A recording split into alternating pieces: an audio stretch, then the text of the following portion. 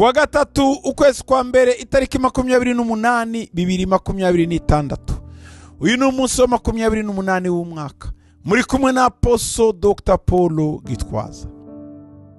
Isezerano ry'umunsi: ngukuyeho urujijo rwose, ntabwo uzongera kuvangirwa. Uwo muntu uzamumenya, ntabwo uzamwitiranya. Amen.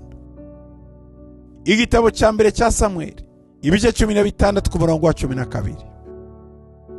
Nuko aramutumira amujyana mu nzu. Yari umuhungu w'inzobe ufite uburanga kandi w'igikundiro.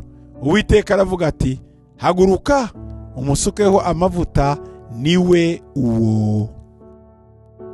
Hari igihe Samueli yagezemo aravangirwa, yitiranya abantu, ayoberwa ugomba gusukwa amavuta, ayoberwa uw'Imana yahisemo.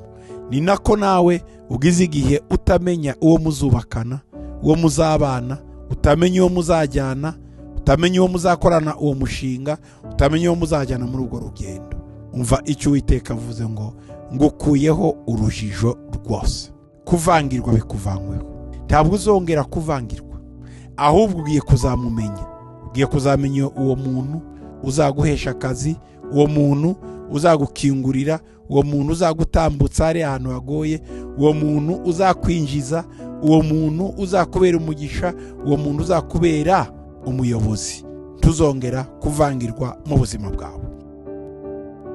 Mana, ndagushima ko uko Samueli wamweretse Dawudi, umuhungu w'inzobe ufite uburanga kandi w'igikundiro, urakoze ko ariko nawe umweretse uwo bazabana, bazakorana mu izina rya Yesu. Amen.